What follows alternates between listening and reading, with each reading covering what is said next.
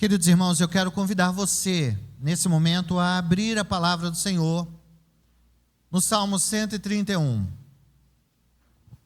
Salmo 131.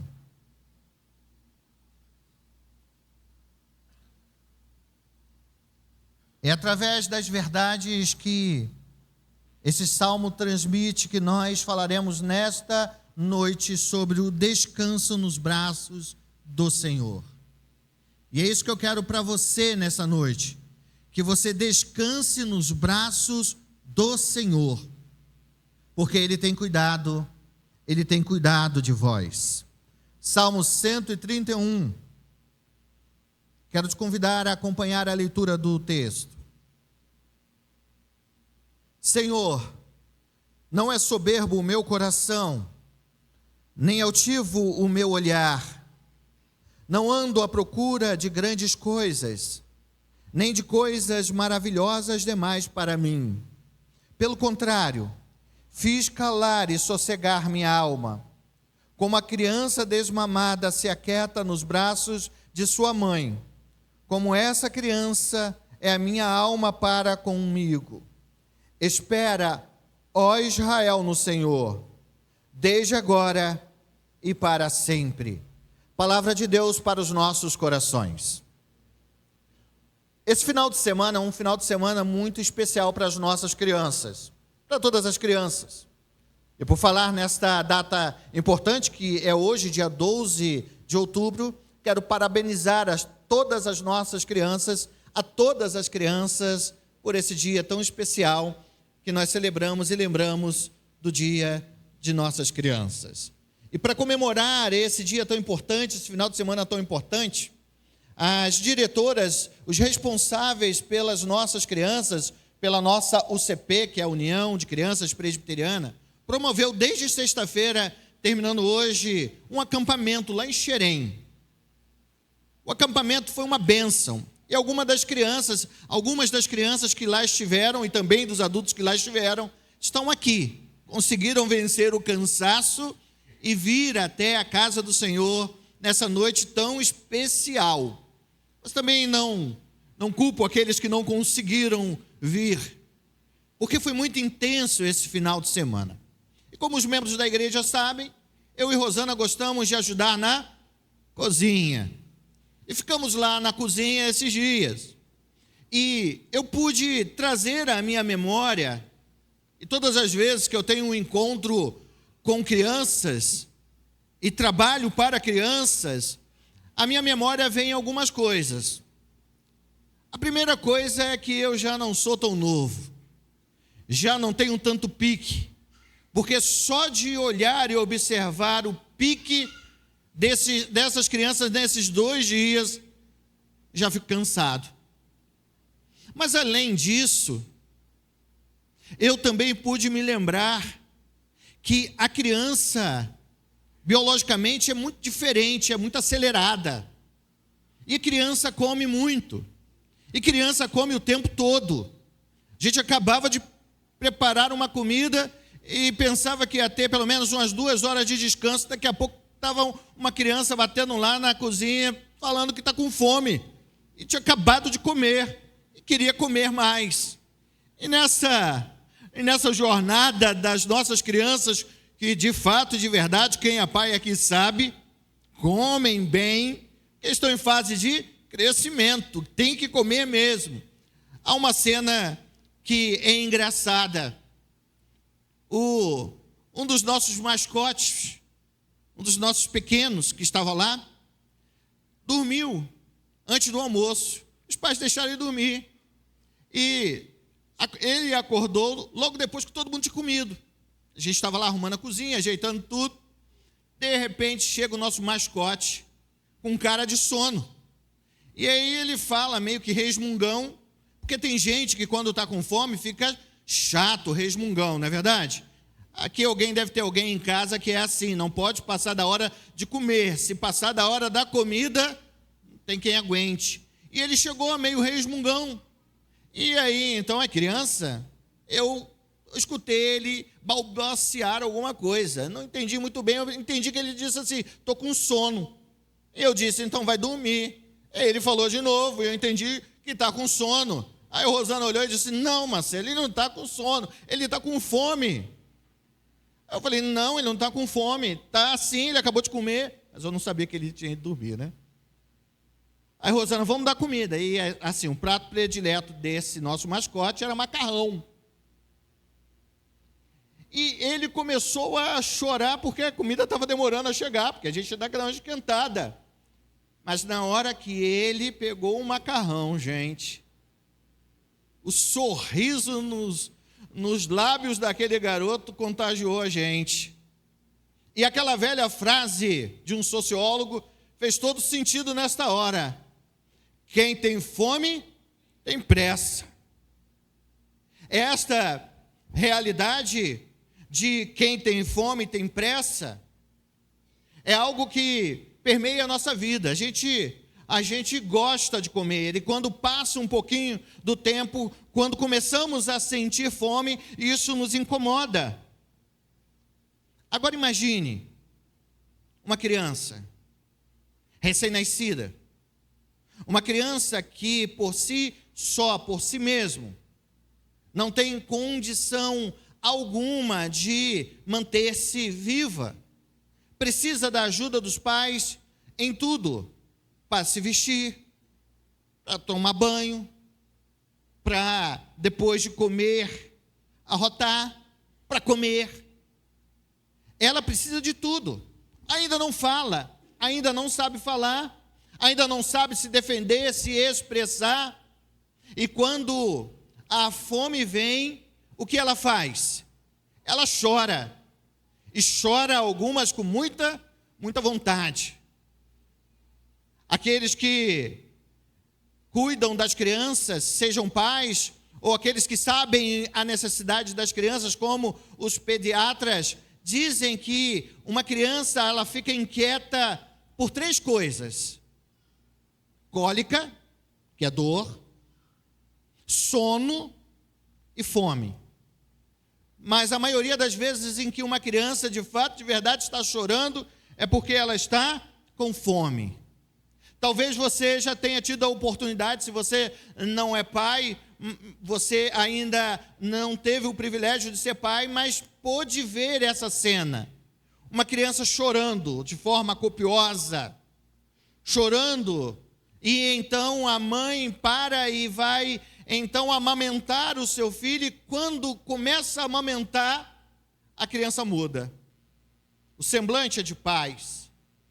A mãe fica em paz. A criança fica em paz. Quem está ao derredor também fica em paz. Talvez seja esta cena de uma mãe amamentando que conduziu Davi a compor esta bela poesia que é o Salmo 131. Foi quando o salmista pôde, na sua inquietação de alma, no momento em que ele precisava de paz, em que apesar de já experimentar a mão poderosa de Deus, o cuidado de Deus, já perceber Deus agindo por ele, mesmo sabendo que Deus era por ele, ou seja, Deus está alimentando a ele espiritualmente, fisicamente, ele ainda estava inquieto. E em meio à sua inquietude, provavelmente ele teve esta oportunidade de ver uma mãe amamentando o seu filho. Daí ele pôde, Davi, refletir sobre sua própria inquietude de alma. E Davi pôde encontrar nesta cena um ótimo exemplo para calar ou sossegar o seu coração. Qual é o contexto desse salmo? Esse salmo é um salmo de Davi. É um salmo que faz parte de uma coleção maior de 15 salmos, que estão no Saltério. E esse salmo é chamado de Salmo de Romagem. É um salmo em que aqueles peregrinos, aqueles habitantes de Jerusalém, de Israel, que moravam distante da capital, enquanto voltavam para o templo para adorar, para louvar, para bendizer, para trazer as suas ofertas, enquanto eles vinham em peregrinação, eles cantavam esses 15 salmos até chegar na cidade de Jerusalém. Esse salmo é um salmo, como disse, um salmo de Davi. E qual é o momento em que ele compõe, qual é a situação que conduz o salmista Davi a compor? Os teólogos dizem, e eu concordo com eles, que esse salmo foi composto antes de Davi se tornar rei de Israel. Pouco antes. O Senhor visitou a Davi, ainda muito jovem, um adolescente, quando ele cuidava das ovelhas de seu pai Jessé. Deus enviou a Samuel e disse a Samuel que ali, naquela família, seria o próximo rei de Israel. O rei de Israel, naquele período, era Saul. Mas Saul já fazia um reinado não segundo o coração de Deus, mas um reinado segundo o seu próprio coração, se desviando da proposta de Deus para o governo de Israel, para o governo daquele grande povo do Senhor. Então Deus disse que um novo rei seria colocado no lugar de Saul, e seria Davi. Davi, a partir desse momento, a sua vida é mudada, é transformada, situações vão acontecendo para que Davi se aproxime do trono e se aproxime do projeto de Deus para ele. Mas Davi vivia a vida dele normal. Mas Deus era com ele. Mas quando o rei Saul ouve falar, descobre que Deus havia ungido aquele menino, aquele jovem, como o novo rei de Israel, ele começou a espalhar, ele e seus súditos, os príncipes, começaram a espalhar, a dizer que Davi não almejava outra coisa, Davi não tinha outra coisa no seu coração, senão a ambição, o desejo de tomar a coroa de Saul, tomar o reino de Saul, de se tornar rei de Israel no lugar de Saul, não importasse como ele viria a fazer isso. Saul começou a espalhar esta mentira a respeito do desejo do coração de Davi. Davi, então, fica sabendo disso. Sabendo quem ele era, qual era o desejo do seu coração, a sinceridade do seu coração, ele fica triste. Ele fica incomodado com aquela fala. Ele fica incomodado com aquele homem que ele olhava para ele como rei, admirava aquele homem, e aquele homem denegrindo a sua imagem. Essas acusações causam tristeza, inquietação ao coração de Davi.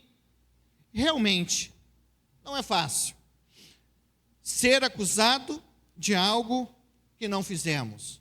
Não é fácil quando alguém aponta o dedo contra nós, afirmando algo que nós não somos, que nós não fizemos, que nós nem sonhávamos ou sonhamos em fazer.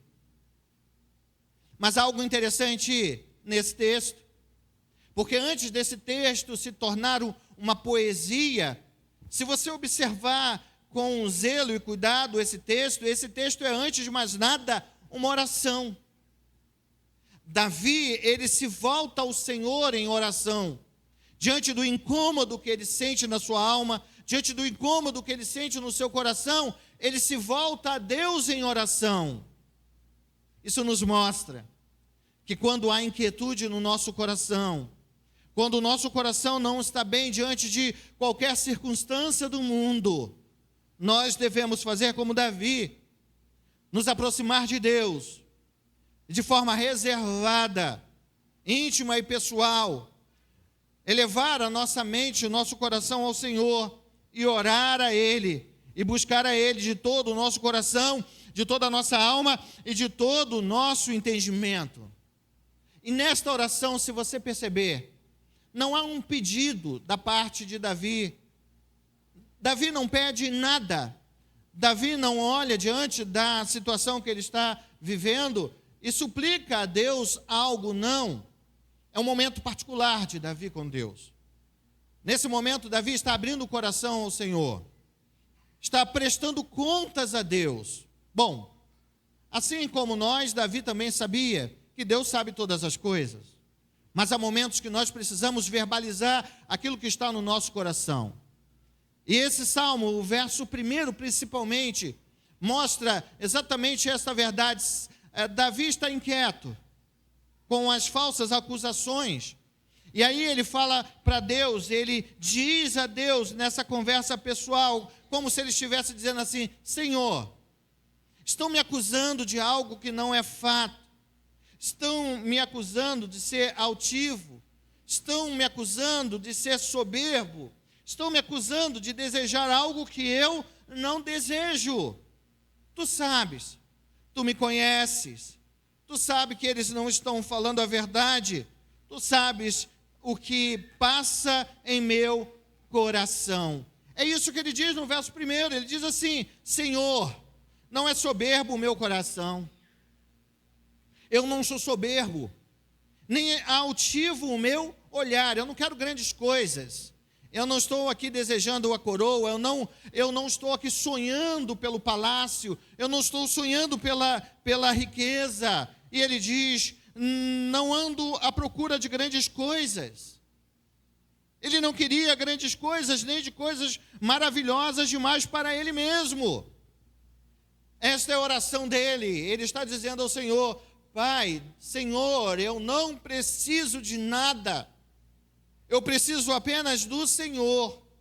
E nesta conversa com Deus, ele de fato avisa, diz das mentiras que estão trazendo contra ele, e mesmo sabendo que Deus era com ele, isso não deixou com que ele perdesse a paz, com que ele inquietasse o seu coração, que ele não lembrasse ou esquecesse da mão de Deus para com ele.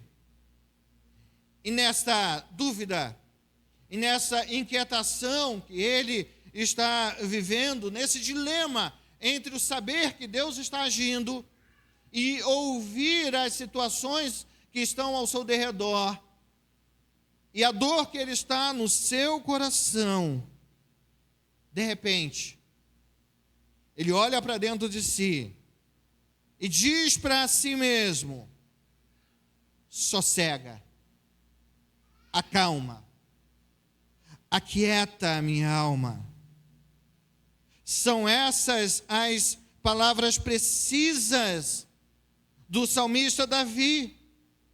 Diante daquela situação, o verso 2 diz: pelo contrário, fiz calar e sossegar a minha alma. E a palavra fez calar é: olhei para mim, e então disse para mim mesmo: ei, não se desespere, tenha paz, tenha calma, tenha tranquilidade.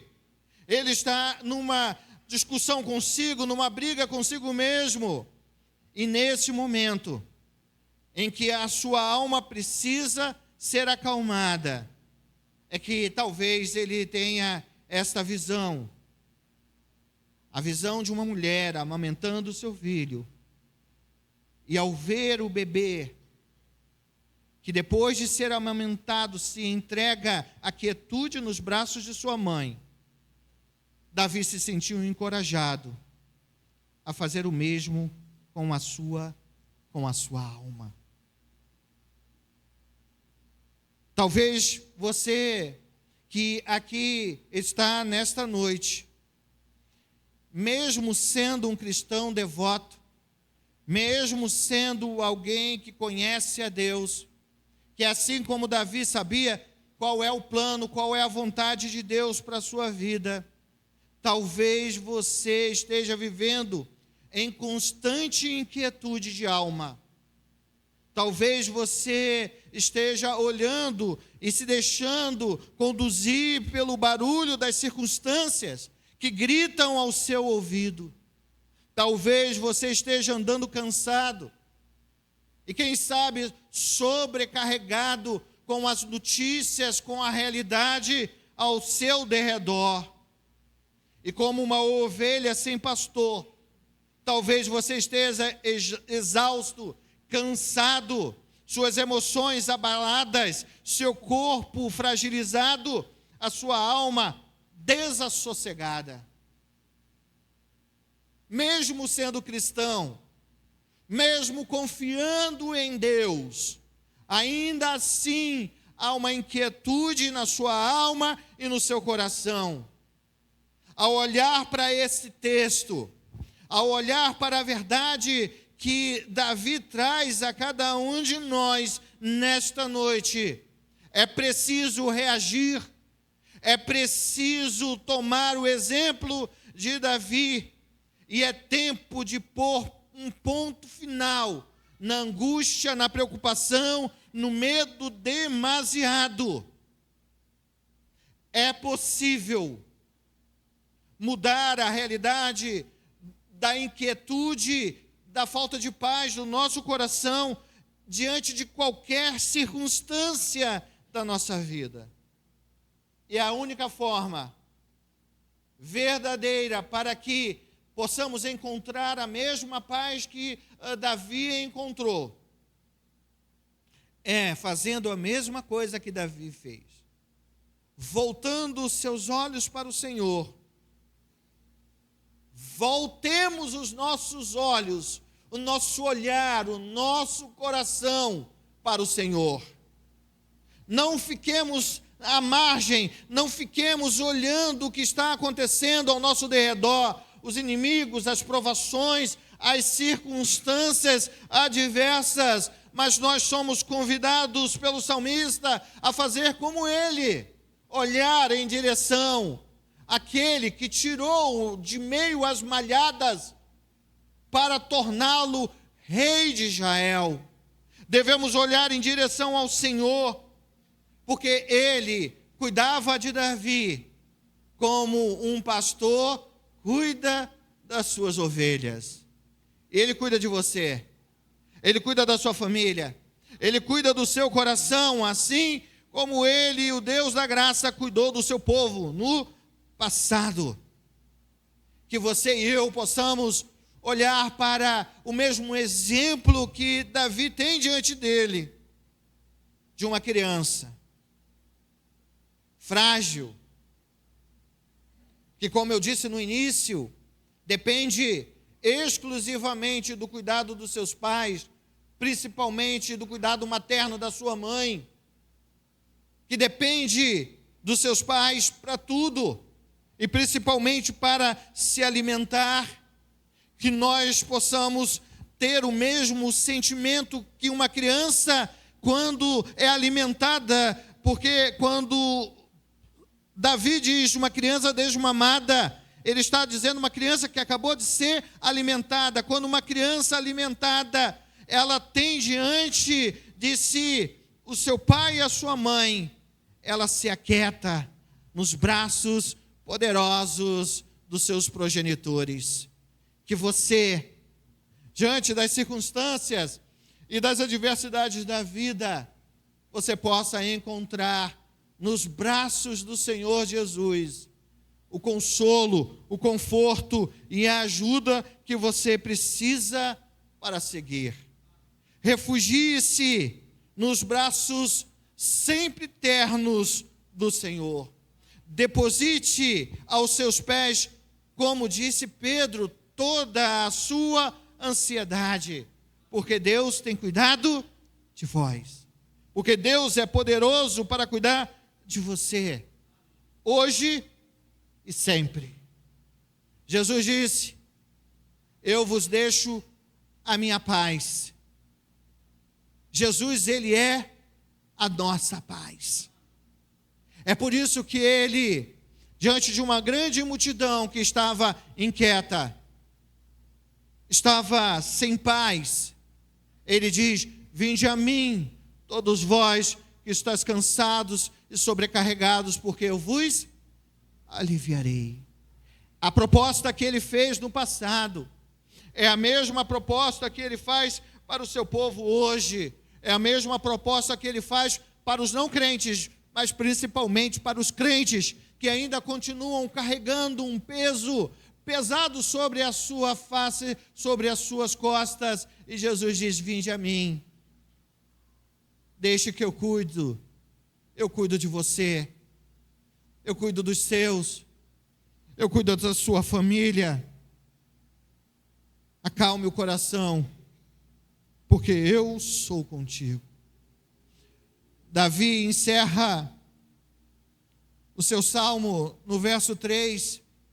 Eu quero encerrar essa breve mensagem fazendo a mesma ponderação do salmista. O salmista ora a Deus. O salmista expressa no seu coração o que vinha diante dele, e ele coloca diante do Senhor todos os seus temores, mas reconhece que Deus era com ele, que Deus o havia abençoado, que não importasse as circunstâncias, o que Saul ou qualquer um pudessem dizer a respeito de si, ele sabia que o desejo do seu coração era apenas servir a Deus, honrar a Deus, amar a Deus para todo sempre. Mas quando ele encerra, ele olha para a sua própria experiência, a experiência de angústia, de tristeza que o seu coração viveu, pelas circunstâncias que o outro trouxe, e então ele olha para o povo, olha para aqueles que estão diante dele, para a nação, e então ele diz: espera, ó Israel, no Senhor, desde agora e para sempre. Eu quero fazer uso destas palavras, dizendo nesta noite: espera, ó igreja, no Senhor, desde agora e para todo o sempre. Que você, querido irmão, querida irmã, espere no Senhor, coloque a sua confiança em Deus, aquele que cuida de você, aquele que te tirou do laço do passarinheiro, aquele que te deu vida quando você não tinha vida, mas aquele que prometeu. E aquele que prometeu, cumpre as suas promessas, está com você todos os dias. Espere nele, no Senhor, desde agora e para sempre.